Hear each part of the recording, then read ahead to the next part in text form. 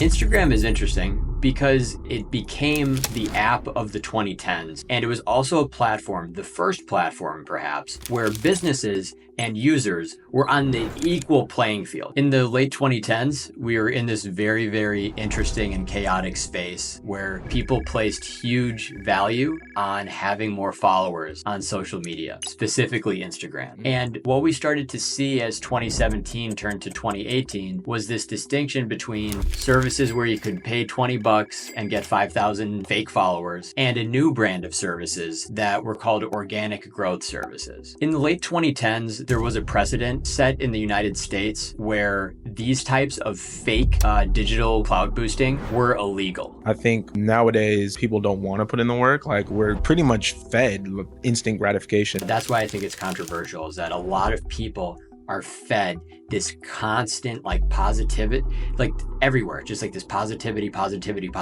We hate the serious people because they make us uncomfortable and make us insecure. And then it just turns out that all the people who want you to think positive and be positive are just trying to sell you something. We learned so much about what was going on, how much money was changing hands. Then we realized there were people making millions where we were never making millions. And then we found out these people got sued for millions. There was just layer on top of layer on top of layer that actually makes for a pretty good story. This is where it gets really exciting because there are definitely tiers of villainy, of badness, I called it headwear shading, where some people are just doing the most awful things on Instagram, and you or I, we don't know it because it actually gets moderated or filtered so close to the source. Here's where it gets interesting. The platforms themselves benefit from.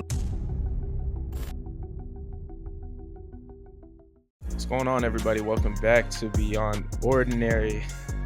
Appreciate y'all for joining us today. We're going to talk everything Instagram, algorithm, all that good stuff. And I got my boy Tim O'Hearn. Did I pronounce that right? O'Hearn? You did. Okay, good. I want to make sure I got it correct. How you doing today, my guy? I'm good, Myles. Thanks for having me. Of course, man. Of course. So let's just dive right in. So I consume, first and foremost, Instagram is actually one of my second biggest platforms, right behind my YouTube. And I'm sure you're familiar with Alex Ramosi and a lot of the personal branding content that's out there. And it they always preach about how business owners need to have a personal brand. So I want to pose the question to you. Do you think that every business owner needs a personal brand, and why?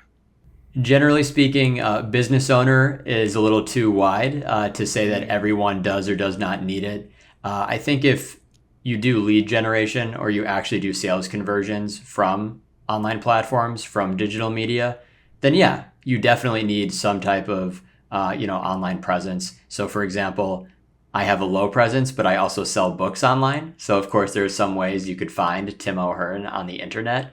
And the authors who do this very poorly, I do believe it affects their book sales. However, there's the other side of it where having a wonderful presence can also make up for low quality content. So I think there's a balancing act here, right? Where in my book, I kind of make the point that the merit of content should shine beyond your personal brand or marketing efforts. Absolutely. Definitely need to have good quality content because, no matter, how likable you are, if you're just putting out garbage or fluff, no one's going to really listen to your stuff. But you mentioned something about, the authors that, don't do it correctly. What is something that you see that they're doing that they should change about their personal brand? You have to consider that in the independent author community, a lot of people are probably older than you or older than me, where they're encountering this Amazon Kindle Direct Publishing for the first time. They're learning how to do formatting and word processing for the first time. They're trying to understand digital cover design. And then after all of that's done, they're saying, oh, somebody said I need to promote it on this platform or that platform. So the biggest issue, I would say, is subject matter or personalities that do not fit on a particular platform. For example, I wrote nonfiction. I get very good engagement with the content I post sparingly on LinkedIn. If I wrote high fantasy novels, I wouldn't get good engagement on LinkedIn. So I think genre-specific social media placement is important, and understanding the role that the author needs to play there. Also consider this. Many authors post under pen names. So what's the use of actually building a brand around a pen name when the whole point is you're not going to show your face? Yeah, I like how you said that. Like it depends, the platform that you build on depends on, your personality, your style, like what you're even trying to promote and stuff, which is pretty much why like me as a podcaster, like I'm on Instagram. It Yeah. makes sense being, personable. There are DMs on Instagram, which is, what I like. Some platforms there's the DM feature is really not that big. At least, it's like for example, like Twitter. I wasn't really big on on Twitter or DMing people Mhm. even when I use Twitter. So I think that that's really key what you said in terms of making sure that you know what you're trying to get out of the platform. Now, let's dive into your Instagram bot. So you have a very interesting background how you built. I think you said it was in 2017 you built an Instagram bot. Can you walk me through what that bot is, why you made it, and let's just start there.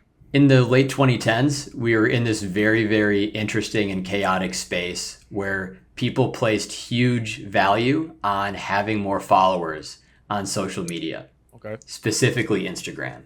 Mm, And what we started to see as 2017 turned to 2018 was this distinction between services where you could pay $20 and get 5,000 fake followers, and a new brand of services that were called organic growth services. These services were okay. different because the organic growth services involved the bot logging into your Instagram account, acting as you, and trying to get more engagements. So, meaning like it would take 500 actions a day, and the hope would be that you got maybe 50 in return. Scaling that up over a month, you could be looking at 500, 600, 700 followers where they would actually be real people. So that was the main difference. And the bot that I developed was an organic growth bot. So it was a follow unfollow bot where you would provide your account credentials. I would log in, I would target accounts in your niche to your interests and your audience, and we would grow it that way. And the results for all customers were phenomenal, especially for those first few years. Okay, that's what's up. So, what was the main driver or converter of people for following?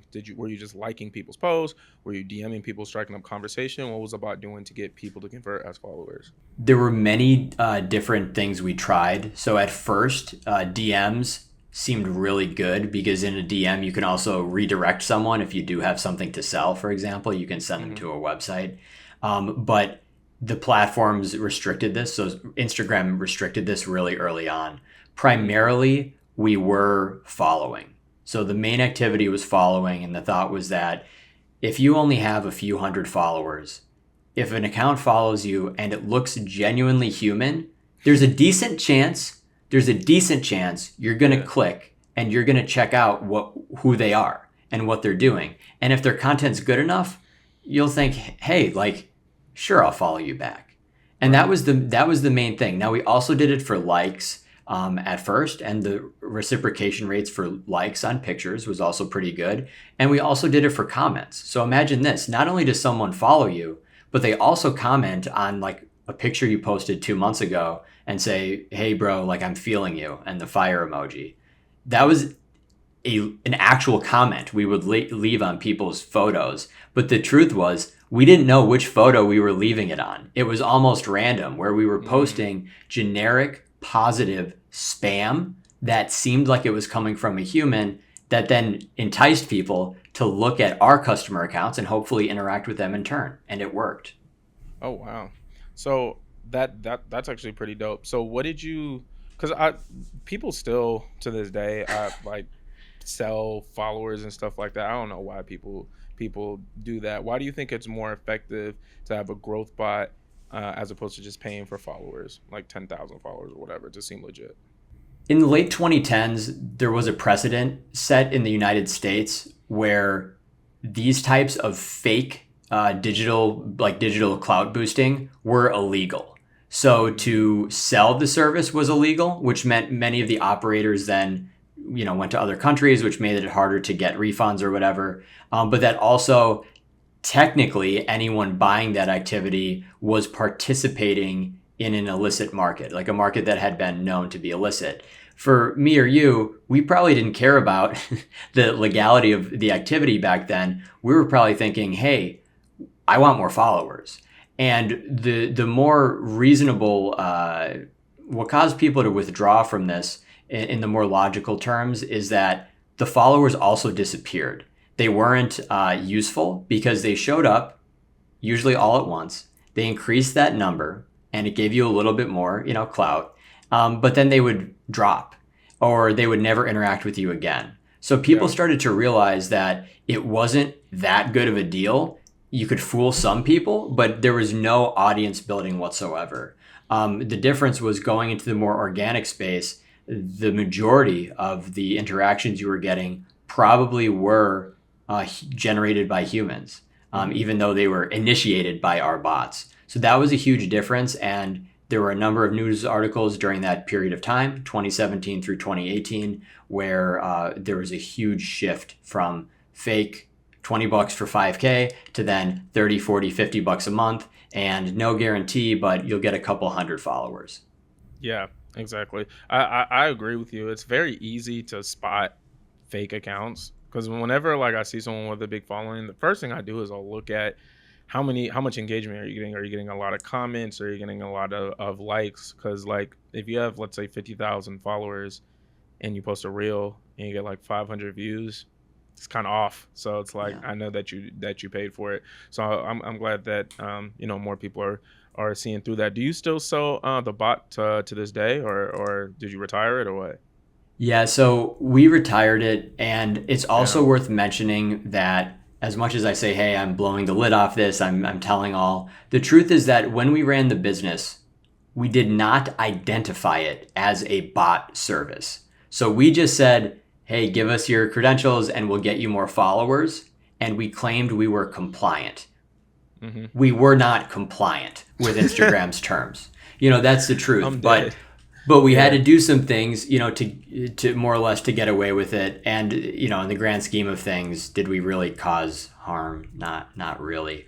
But the point is that we kind of went through this period where we made a lot of money, and Yeah. into the early 20s, we shut down the business and started it back up because we actually started to feel bad about the quality of results we were getting. So it used to be, Oh hey, wow. we used to say, hey, come on in. We can probably get you 1K a month. Everyone was thrilled. Then we say, okay, we can probably get you 500 followers a month. Everyone's still thrilled. But when you start cutting it down and saying, okay, it's going to be 300, okay, it's going to be 200, okay, it's going to be like 150, and you're going to have 3 password reset emails because Instagram knows we're doing this, it's a shitty value proposition.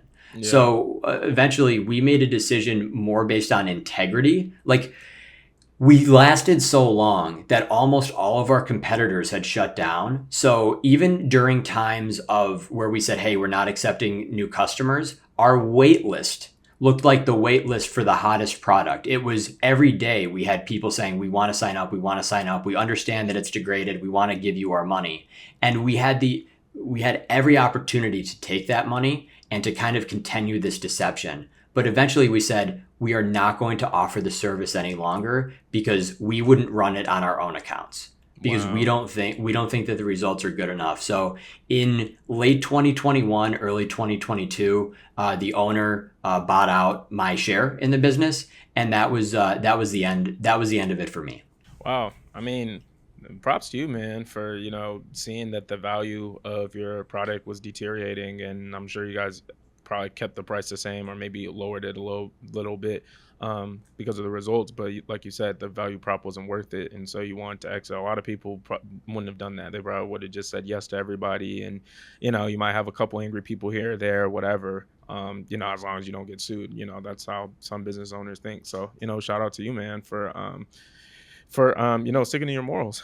So on the topic of Instagram growth, what is a major myth about growing on Instagram that still persists today? One of the biggest myths or like just like misinformation, like facts that gets passed around is this concept of beating the algorithm. And there are blog posts, there are influencers, there are probably books written about this topic.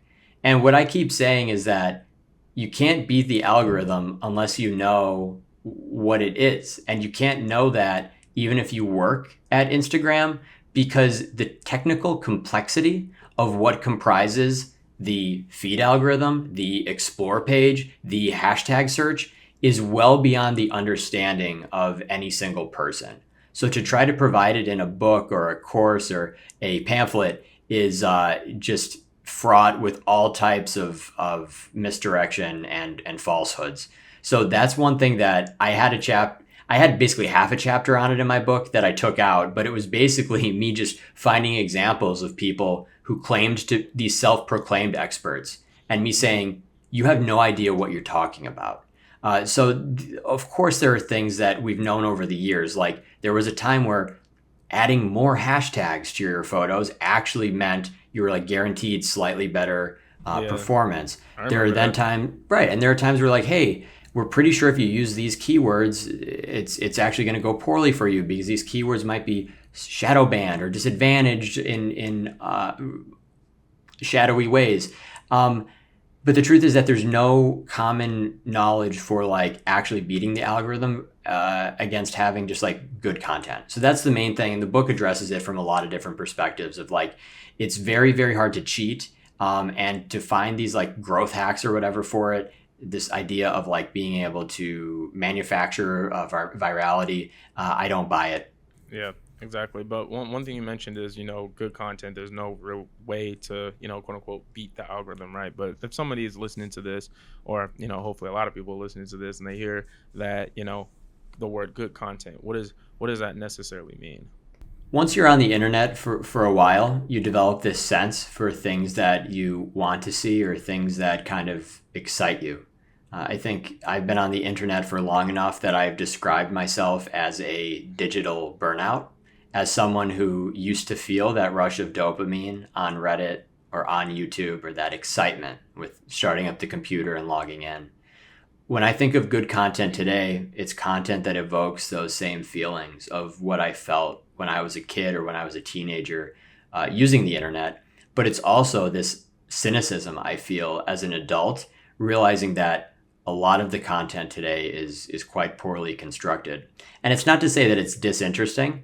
Like I could put out content every day about the experience of writing the book, promoting the book, working on the audiobook, and really cool podcast conversations. And we would say to some extent that's good against some baseline. It's good. But the difference really is understanding how wide the audience could be when the content I'm competing against, they probably have a nicer background than I have right now, right? Like they might Right. have a better filter, right? They might have spent more time doing their hair. Some people might actually do their makeup. Like there's all these different realms. And when we think about how algorithms can globalize talent, the truth is that I have to understand the actual limitations of the audience for what I'm saying. And so Mhm. good, you're right to identify that. It means so much more than just slightly above average. hmm And one thing that you had you said a word that you said, the other A word outside of algorithm is audience. So, as me starting my podcast and me studying this, I remember I was watching some video and I really wish I could credit whoever said this, but they said replace the word algorithm with audience. Just give your audience what they want. Don't think of this algorithm as some omniscient being where you just try to beat it. It's like, no, who is your audience? And if you don't know who your audience is, you could look. Like there's analytics. It'll show you how like what percent is male, what percent is female. I know I have a predominantly male audience between ages of like 25 and 40. So when I make my content, I try to make content that like tailors like to them, not. So I would tell anybody watching this to really take a look at your analytics and study that and make your content catered towards them.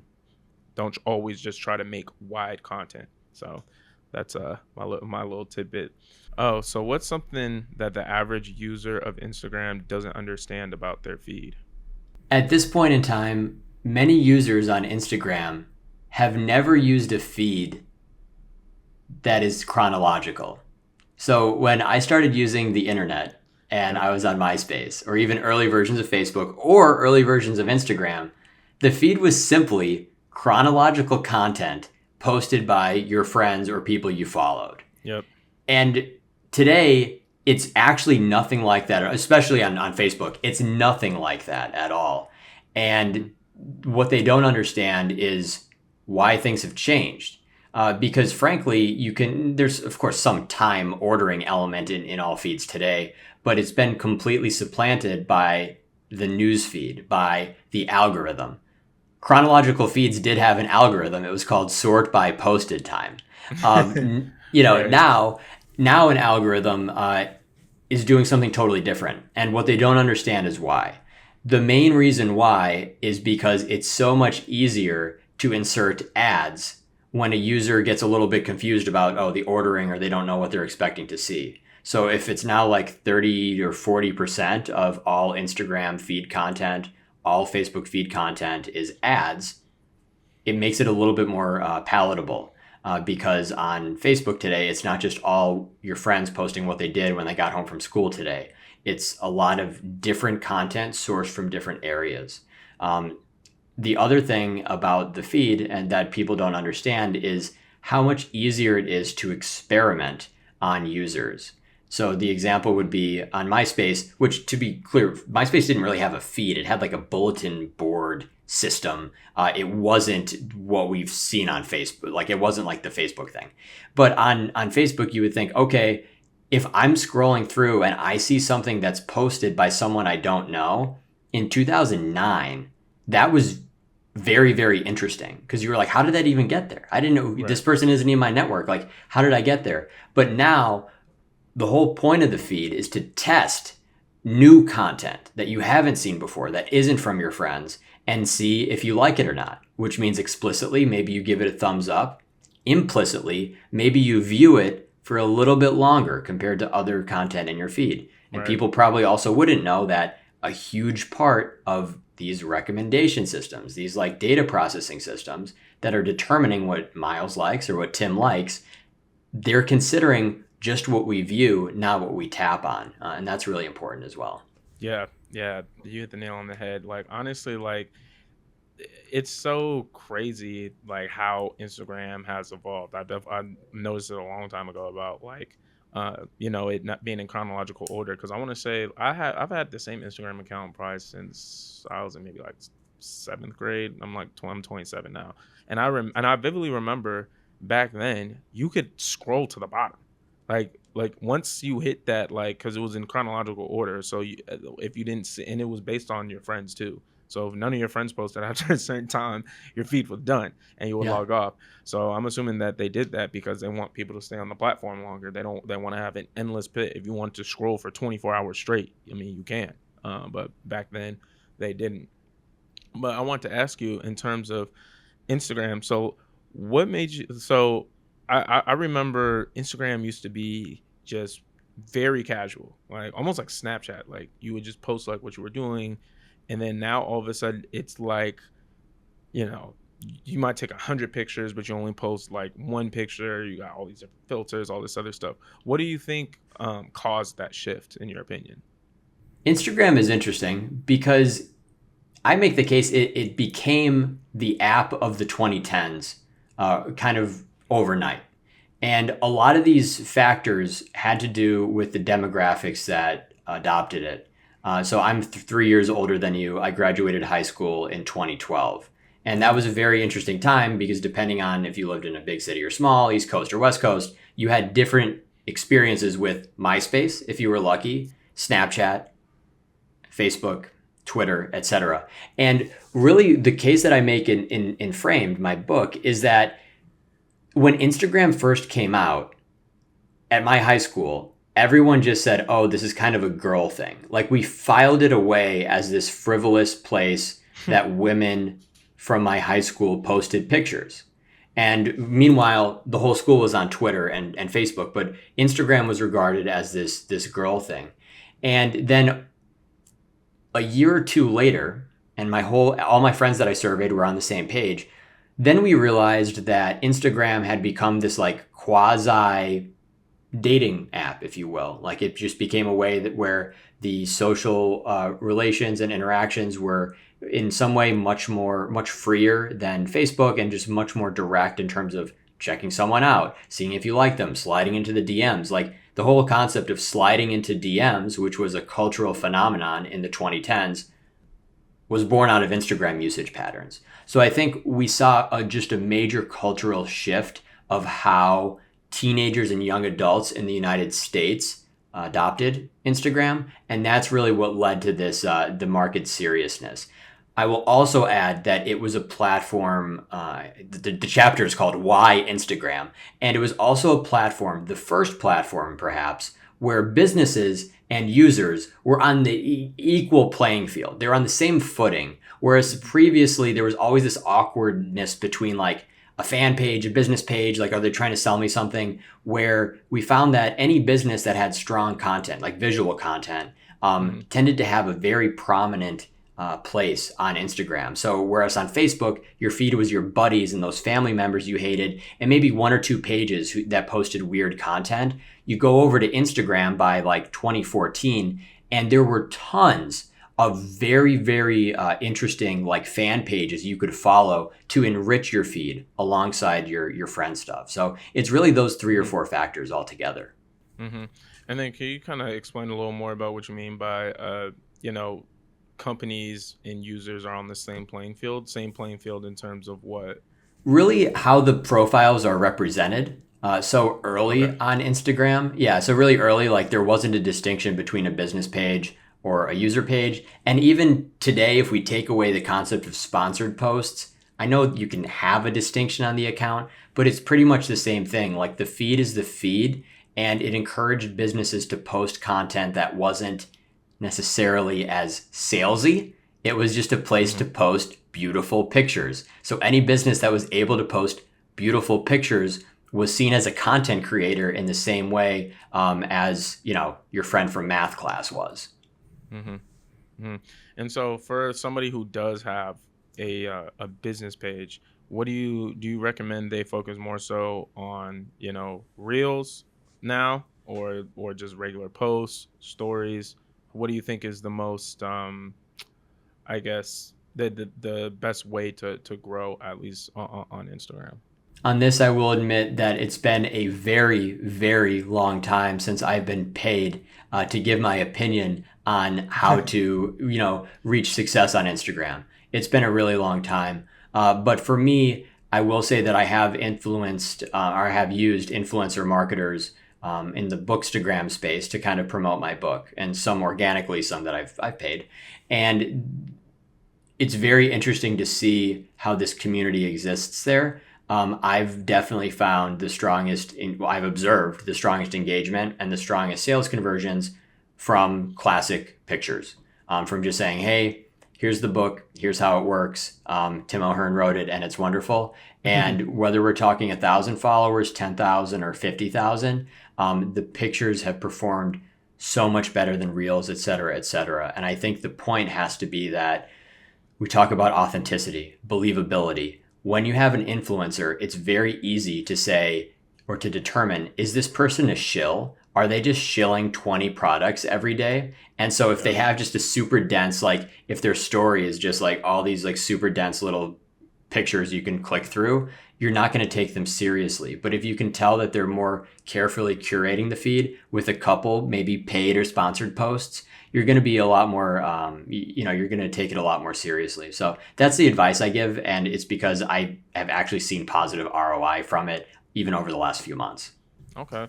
I'm actually surprised you said that. I was expecting you to say Instagram Reels, because I know Reels was getting, there was a point in time Reels was really getting pushed, and even, to this day, like my Instagram, for my podcast, Instagram Reels has been pretty much the backbone of how I've grown my Instagram. If Yeah. there was no Instagram Reels, I'd probably have like 50 followers right now, to be honest. And I think that's just due to the fact that people want to, see things like more in depth. They want that more human interaction as opposed to a picture. So, but I Sure. guess since if you're just selling a book, you don't really need a human interaction. I guess it would kind of be weird for somebody to hold up a book and be like, "Y'all should read this." You know what I mean? So, They do. I will say they do it though. On like Bookstagram, Book Talk, there's definitely like most of the contracts that I've entered into, I've said, mhm. hey, one picture and 1 to 2 reels.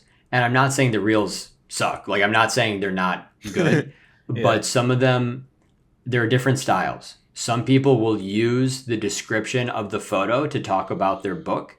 Others who are doing more fast, you would say like vertical video style content, Hmm. have held up Framed and talked about it, and some more successful than others. So yeah, I've seen both sides of it. I'm not saying the reels are bad, but from obviously I'm biased because I'm very old school. Yeah. I've been really impressed. Some of the people I've actually said, we can do this again and I'll pay you more. Or like it's so good, and seeing how excited the audiences actually are. Of course, I also make sure these people actually read the books and aren't just like, putting something in ChatGPT. Yeah. That authenticity is apparent to me as well. Someone who is deeply skeptical of influencer marketing. That's funny. So let's talk about your book, Framed. Like, I'll admit, I was not able to read the book. I will read the book though. Eventually, and give you some feedback because I'm really interested in Instagram. Like I said, I've been building my podcast on Instagram, but I just want to dive in a little bit as to like why you wrote this book to begin with. Most people have branded it as some brand of like absurd, that I went from this career as a software engineer and then I wrote a very detailed like 30 chapter book about my side hustle and my journey through social media. So I appreciate you asking that, and joining the party as far as people who are both interested but almost suspicious of like what could the angle possibly be here. Hmm. And originally it was this thought that we were seeing very intriguing but very troubling behaviors from our customers at Shark Social. So that was the name of the company, was Shark Social, and we were selling this like low key Instagram bot service that got people more followers. We learned so much about what was going on, how much money was changing hands. Then we realized there were people making millions where we were never making millions. And then we found out these people got sued for millions. Like there was just layer on top of layer on top of layer that actually makes for a pretty good story. And so I'm sitting here, it's early COVID, and I'm thinking, geez, the business isn't making much money. I'm sitting home all day working a day job. Let's start putting some of this stuff together. And during COVID, you kind of realized with, a lot of books being published, nobody was talking about the internet that I remembered. So nobody was talking about what it was like to grow up in the 1990s, to use MySpace, to understand all this craziness and chaos of MySpace, and then how that permeated through Facebook, was recreated on Instagram, and created just this madness through the late 2010s. I had to admit to myself that I wasn't necessarily the best writer, and that I also wasn't the biggest player in the social media growth space. But I was above average as far as a programmer, as far as a technical writer. I was above average as far as the experience I had in the space, and I felt I had a really good memory or recollection of what it was like in the early days. And none of these things had been preserved. So I was like, you know what? Let's just sit down and put a book together. So that began basically a 3-year journey of writing Framed. Okay. Um, very very interesting, and I want to kind of touch on the ethical aspect of social media. I know, like, Zuck and them have, like, I'm not gonna lie, I'm actually very scared for technology in the next 10, 15 years. And I remember I was actually talking to a friend about this recently, and he was talking about, I think, like, Elon Musk is like developing some chip to put like in your brain, right? And I, in my Yeah, head, right. I was like, oh hell no, I'm not doing that. But Yeah. then he was saying, he was like, that, I mean, you might not do that, but all it takes is like one person or two people, and then once they become like, one, if you were to able to have chat gbt like in your head, like, you're gonna be basically a superhuman, and then you're gonna basically get all the jobs. You're gonna outperform everybody by milestones, and then the next people will go, and then by that time, you're basically, even if you're, considered a genius today, 20 years from now you're not, because you're not, chat gbt level. So I just want to kind of get your thoughts on, the ethics of data, algorithms, stuff like that, especially because you developed your own. The ethical questions have always been challenging for me. When I describe myself as a black hat marketer or someone who ran a black hat business, the reason this term exists is because we needed some way to describe activities that were harmful, disruptive, non abiding, but weren't necessarily illegal. So, this idea of like, what is a villain doing when they're not objectively like breaking the law, right? It's like this huge area, which is often described as a gray area. But what happened in the early 2000s was we attached this term black hat, and it started in the search engine optimization space, which is to say, like, we had these certain practices that people knew they could use to fool Google's search algorithms to rank higher in ways that were ultimately harmful. So that was called black hat SEO. That term was then co-opted into the Instagram growth space because we were essentially doing similar things that didn't benefit the platform, that kind of broke the rules, and at scale could have broken everything. So when you talk about with the technical innovations, as far as like Neuralink, I think it's called, other aspects of social media and society, a lot of the problems are not if it's done by one or two people. It's what happens if these things scale. And like what happens if everybody gets their news from their Facebook news feed. This is explored in the book in chapter 4 called Algorithms and Truth. It's like, what if we change our oracle of truth and it becomes the Facebook news feed? In the same sense, what if nobody ever came after Instagram bot operators like me?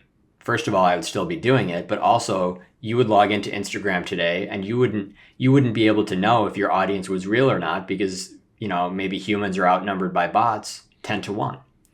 So these are the ethical concerns. And then when we get into more of the privacy space, like what is being done with our data, this is all very concerning. And I think the irony is, if you remember the Cambridge Analytica scandal a couple of years ago, Facebook restricted developer access to its APIs, so its programming interfaces that were being used by developers to do all types of things, develop apps, develop games, and then do kind of shady stuff like we were doing at Shark Social.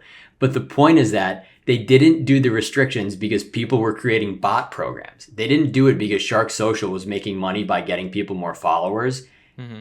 They accelerated these restrictions because of the blowback from Cambridge Analytica, which was, this app or classification of apps that people were, associating their information with on Facebook was then stealing the data, and then it was being used for purposes that like weren't licensable. So yeah, it's this ethical quandary for everything, to say nothing about AI and nothing about like embedded wearable tech. But yeah, it's scary, and I've definitely played a part in it, and part of the book is wrestling with that idea of villainy and black hat marketing. Mm-hmm.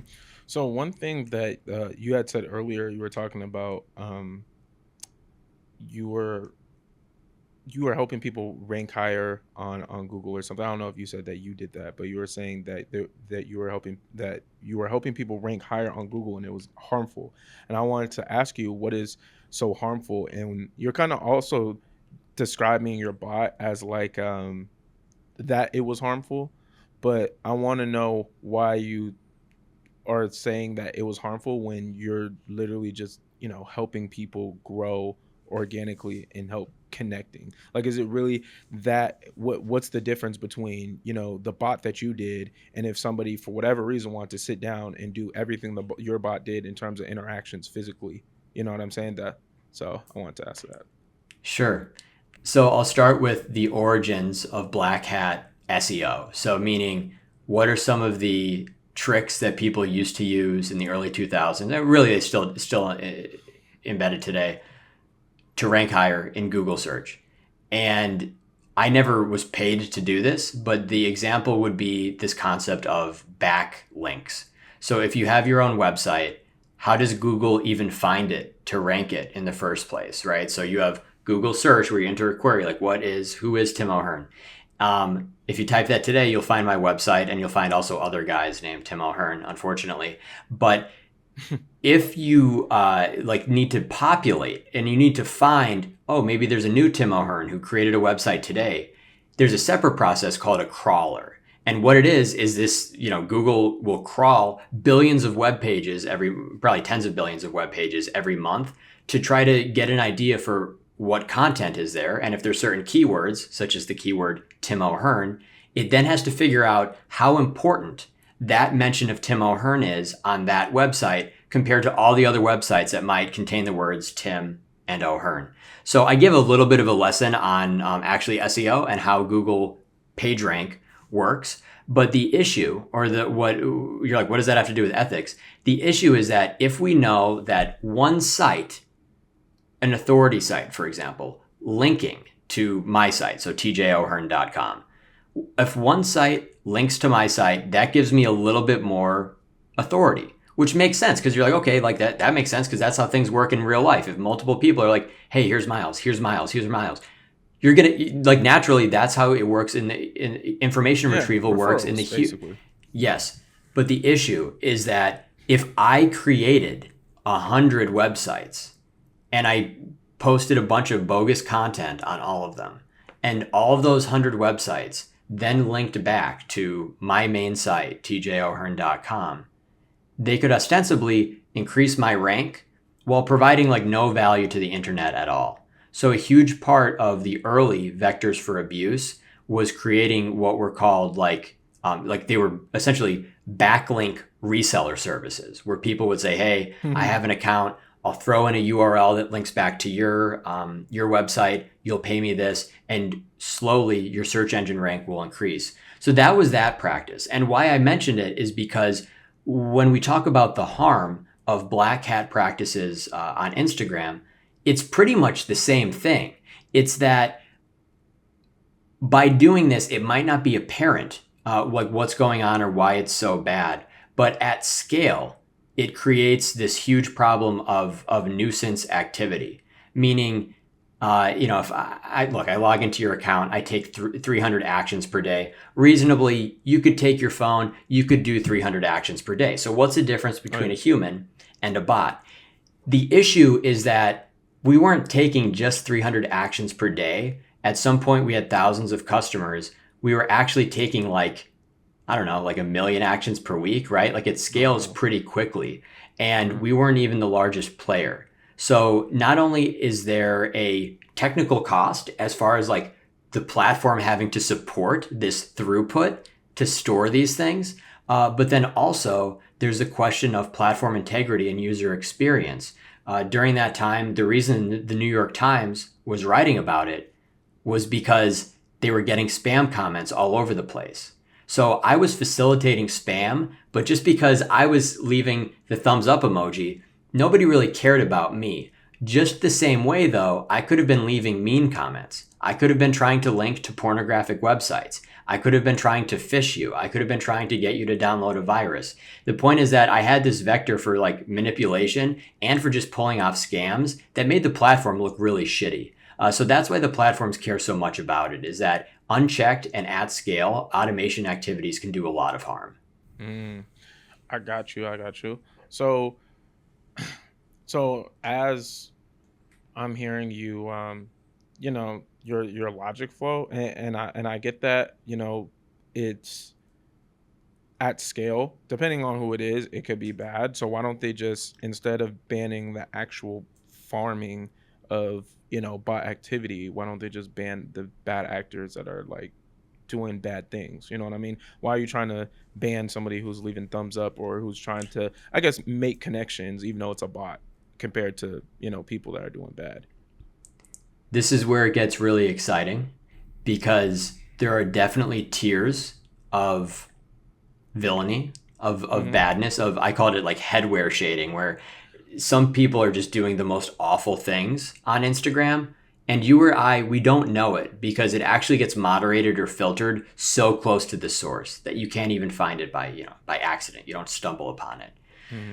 The point is that the things we see on the platform have been decided that some things we're just going to let them fly. And it's like the difference between different types of traffic citations, right? Like why do some people speed on the highway? Well, if you're like 8 miles per hour over, who really cares? But then if you're 20 over, that's a big deal. I don't think it's that different, where they have to make decisions based on human capital, meaning how many people does Meta employ to make these moderation decisions? And then also what type of automated detection systems do they have to develop to do this? There have been some news articles written about it, and most people would be surprised to know that Meta's moderation team numbers like over 50,000 people. The vast majority of those people, the vast majority of those people are going after the worst of the worst, the truly awful photo content, not like bots, but like photos and videos that are offensive or just outright illegal. Here's where it gets interesting. The platforms themselves benefit from bots. And they Yeah. benefit because at the end of the day, they can go to their investors and say they can count every one of Tim O'Hearn's customers as an active user. And if that user wouldn't have otherwise been active if they weren't running a bot, then that's this deception, right? That's not a real active user, but it's represented that way. So we saw this bubble up during Elon's proposed buyout of Twitter, where he said, "Hey, there's way more fake activity than anyone's let on to," and that's true across other platforms. So that's one reason why they would not. So two reasons. One is that they have bigger fish to fry. The second one is that in some ways the conspiracy is that they benefit. But the reason that they still go after it is that automated activity doesn't trigger ad spend. So bots don't watch ads or bots don't convert. So bots make ad campaigns less profitable. And right alongside active users from Meta, now we see ad spend and profitability of ads. So the issue is that Meta would rather everyone pay for ads to try to get followers. But if you can get followers by paying some guy $20 or paying me $50 5 years ago, you would rather pay some guy 20 or me 50 than paying 500 for a shot at getting 250 followers, right? Like ads don't convert to followers with any with any genuinely like reliable conversion rate. So yeah, that's really that. I think this kind of illustrates how massive the problem is and why there are so many different opinions on enforcement actions. Hmm. Yeah, that makes sense, and it's so funny how like when it's all said and done, it came down to the dollars. That's why they did it. Sure. It wasn't necessarily 100% because they wanted to protect the integrity of their platform, or they want to protect users or whatever. It's more so to protect the big players are probably spending millions, if not billions, of dollars on their platforms with advertising. So, but I mean, it's it's the U.S. So what could I say? It's not necessarily a surprise to me. But you've worn many hats: founder, engineer, writer. Which one do you identify with most to this day? I would say writer.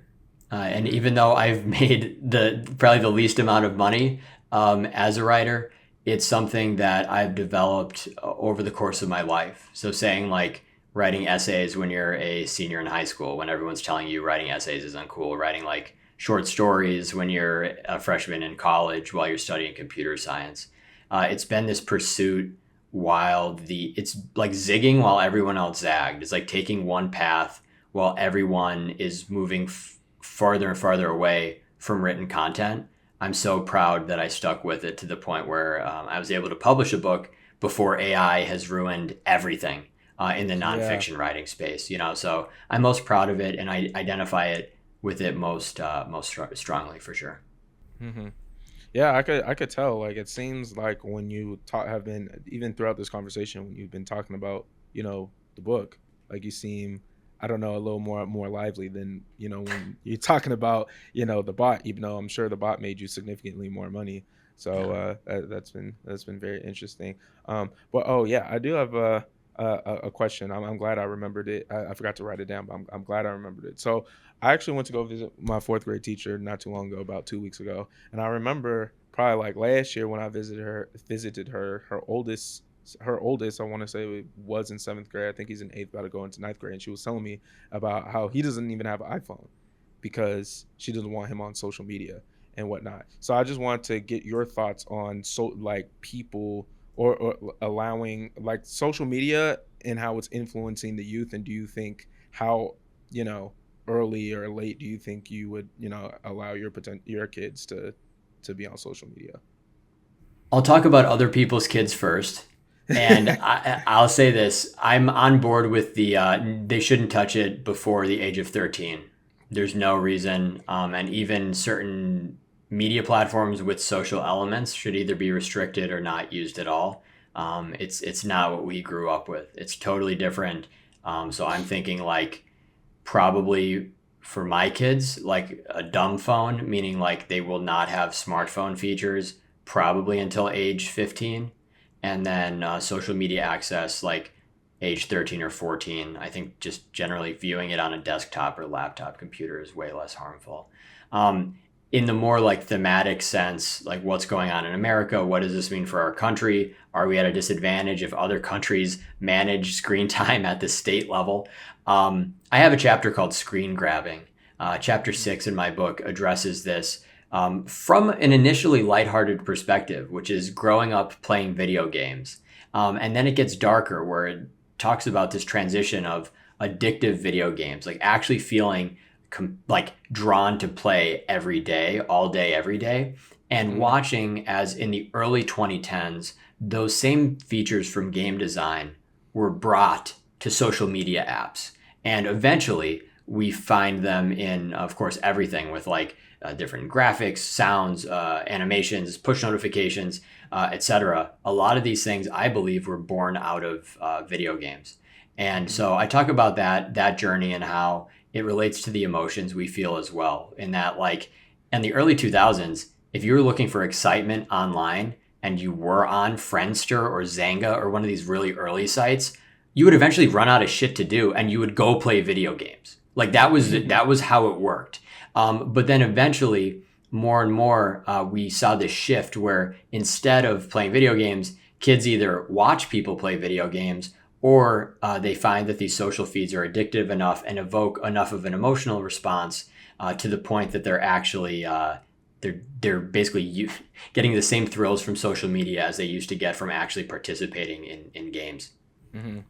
Yeah, I agree with you in terms of waiting for your kids to be really grown to have access to a smartphone. Like Yeah, sometimes I would just be walking down the street and I'll look over and I'll see like a toddler like with an iPad.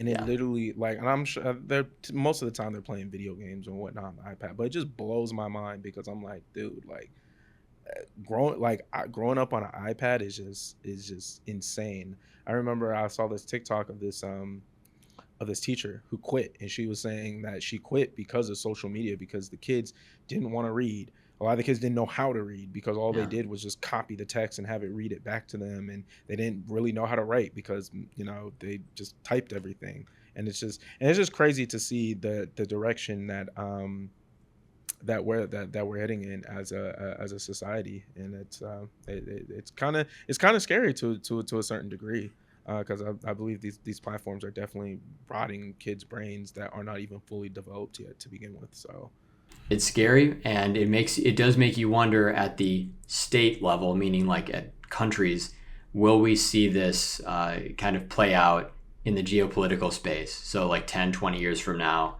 when we think about who's the most productive members of any given society, who's making the big decisions in society, will we find that we have a class of people in America who are essentially illiterate, who are the numeracy is very low, critical thinking is very low, and how does this affect us as a country? hmm That's the scariest part, and we're hopefully both of us are alive to see it, but it'll be pretty sad.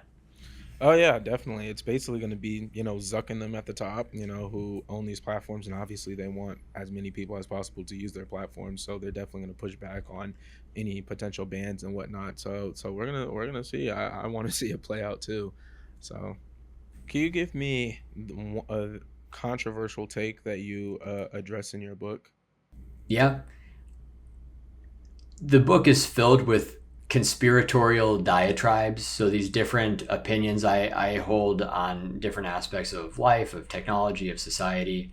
Mm-hmm. One of them that I think will be relevant to your audience, or at least will be a conversation starter, is this concept of getting good, which is kind of like a meme born out of video games, which is that an inexperienced player in a video game, when they lose or when they get their ass beat, they will be told to get good rather than being given specific instructions on how to improve themselves and be better next time. They'll just be told get good as kind of a put down.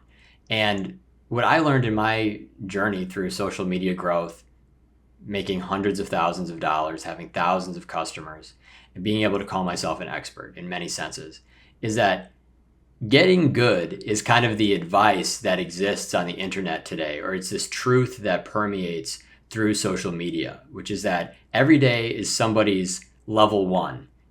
Every day is somebody's first time signing up and logging in and being overwhelmed with how much better the competition is than them. So I relate this to my customers from the late 2010s, and they would come to me looking to get more followers, but hoping to get to some business goal eventually. And Right. really, what my advice boiled down to was, if I was a general business consultant who could solve every problem of how to build a successful business, I would just be doing that. Instead, I'm selling Instagram followers, essentially. So the foundational belief here, the controversial take, is that a lot of people should spend less time on the internet, on social media, and they should focus on actually building their craft. They should focus on actually leveling up in the, literally or metaphorically, so that next time in this online arena, they're not getting their ass kicked by the more experienced players. So it's really this idea of detaching from screens from long periods of time and working on either more substantial work like writing a book, or hobbies and pursuits that actually take practice, which to my belief is most of them. And most of the creators I see should spend more time on these things. Yeah, no, I 100% agree with your, controversial take that people just need to put in the work. And I think nowadays people don't want to put in the work. Like we're pretty much fed instant gratification now, especially nowadays with TikTok, Instagram Reels, like followers and stuff. Like I remember when I first got an Instagram, like no one really gave a shit how many followers you had, but now Yeah. followers are like everything. Who's popping, who's not, shit like that. And so like yeah, I definitely agree. And one thing that I actually took up recently was taking up boxing. I went to like my first boxing class Oh, cool. literally yesterday, right? And Cool. I sucked. My form was terrible, like and everything. And I just had to keep telling myself that because I at the same on the same day, and I'm actually so glad that I watched this on the same day. I had finished this 4-hour podcast with Chris Williamson and Alex Hermosi, and Hermosi was talking about just being able to just suck at something, like be okay with not being good at something. And so I Mhm. was like, just telling myself, like I think you had mentioned it in your answer that today is somebody's day one. Yesterday was my day one. I That's can't sit cool. up here and just be like and be upset that my form isn't good and that I suck and it's day one. You know what I'm saying? Just stick through it. And I think a lot of people should carry that mentality and and enjoy the journey of not being good. So No, yeah. it's a great example. Absolutely. Oh, why would you, as you were talking, I was thinking, I was like, why would this be controversial? Basically just putting in the work. You know what I mean? Yeah, I just think today's society has really moved away from this. I kind of identify in my book, and look, I've been a hater, if you will, on the internet for over a decade, like basically 2 decades. Since I first got on the internet, I've bullied people, I've argued, I've started flame wars. Like, I'm just someone who enjoys sometimes arguing just because it excites me, but also sometimes because I just like to be right. It's maybe a flaw or whatever. But the point is that I really like debate and discussion.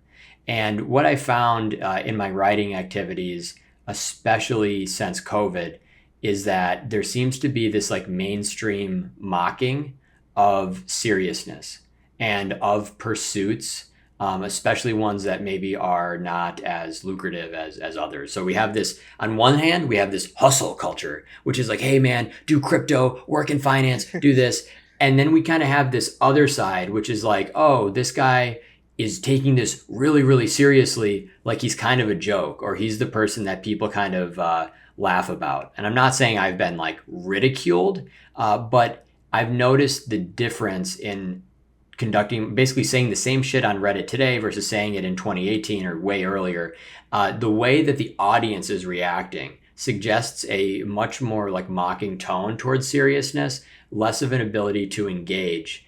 So I think that in delivering this message this way, I do see it as kind of controversial, because ultimately I am saying that I ran a social media business that, it's just like the cosmetics industry, right? It's like, I'll make you feel better about yourself and I'll make you feel prettier. But did I help any one of these people actually become better at their business, like at the core at the core? And the answer is no, not really. So I'm really saying that when they had it, you pay for this service. We had people pay us over $1,000 for the service. Um, Yeah. and then they ask like, why aren't I famous? And I'm like, well, because you suck. Thanks for your money. And Hey, that's the that's controversial part, because on one end, I wasn't the salesman. You could probably tell that part. I wasn't yeah. the salesman, but I often was the customer service person, or I was the person you had to deal with when you were asking for a refund. So I would oftentimes be blunt. And that's why I think it's controversial, is that a lot of people are fed this constant like positivity, like everywhere, just like this positivity, positivity, positivity. We hate the serious people because they make us uncomfortable and make us insecure. And then it just turns out that all the people who want you to think positive and be positive are just trying to sell you something. So I have nothing left to sell.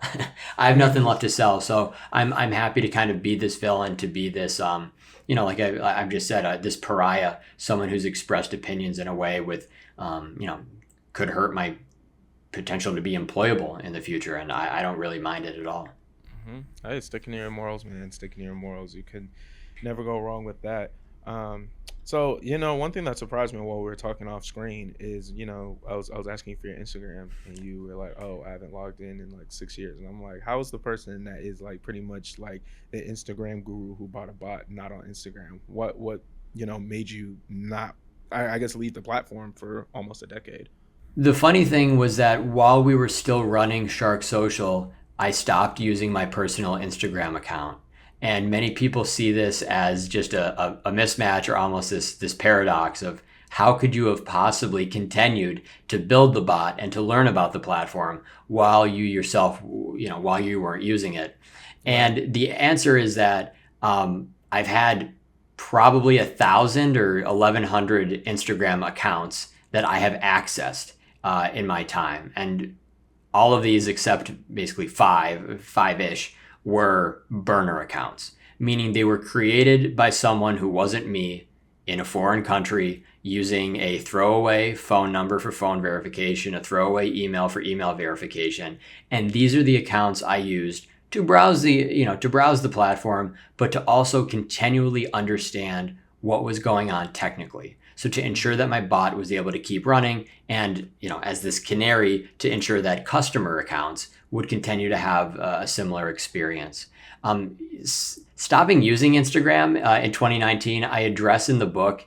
It was basically for personal reasons, but also I was finding that as more and more of my burner accounts got banned, it did feel like maybe I was shadow banned or whatever on my main account.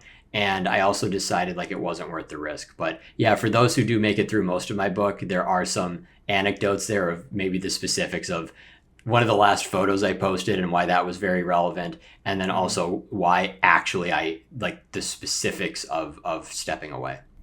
Hmm.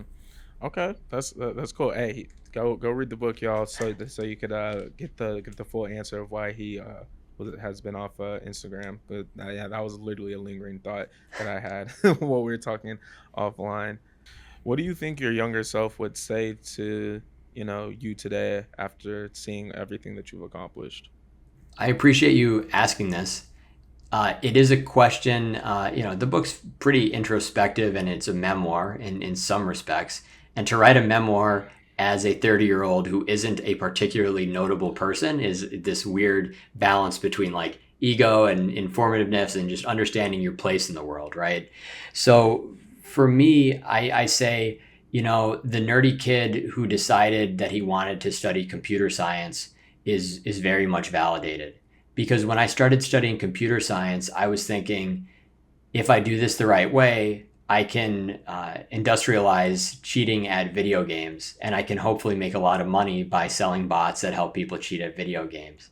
And the funny thing is that just a few years later, I ended up running a bot that helped people cheat at social media, which I see as the successor to video games for middle America. So I'm very validated in that sense. And then also I think as a kid who admired writers and, comes from a family who had like some presence in the publishing or the book industry, it's very, very meaningful to preserve this old art form.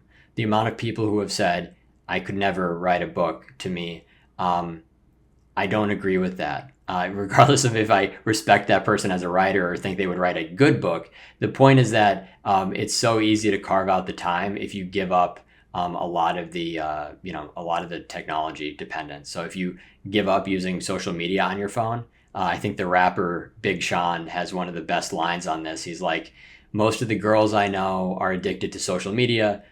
All the time they spent, they could have wrote encyclopedias. And I actually included that line in the book before realizing it was copyrighted. But I think that that says it all, right? Is that like I'm very proud. The younger version of me would be very proud of doing this and saying whether I stop now at selling like 1,000 copies, whether it sells 10,000, or whether people say, "Hey, it was one of the books of the year in the big tech category." It's accomplishment enough to know I've done it and that I've actually reached a fairly wide audience for an independently published author. Hey, that's dope, man. I could see the proudness come through your answer, man. I could tell that you're really proud of everything that you've done, and it's not easy building a bot like and being a computer software engineer. I know I was never going to be me. Like every time I went to Howard University and I would see all the Cool. computer engineers and how tough it's a time that they had, and I said, yeah, y'all better than me. Could be me, but in a good way. But hey man, before we close out this interview, I just want to give you the last word. Is there anything that you want to leave the audience with here today? Myles, it's been awesome. I've listened to many of your podcasts and just the diversity of guests you have. It makes me proud to be here as one of my absolute last podcast interviews. I'm so glad you were able to fit me in, man. So it Of means a course. lot to me. And I guess maybe for one of the last times now, I'll say Framed, a villain's perspective on social media, Kindle and paperback available on Amazon. And the audiobook is coming out later this summer. So if anyone wants to reach me, I am on LinkedIn and I'm also on Beehive, timohern.beehive.com. My personal website is tjohern.com. Absolutely. I'll link all that in the show notes below. And I hope you guys learned something about social media, book publishing, Instagram, all the good stuff. Until next time, peace.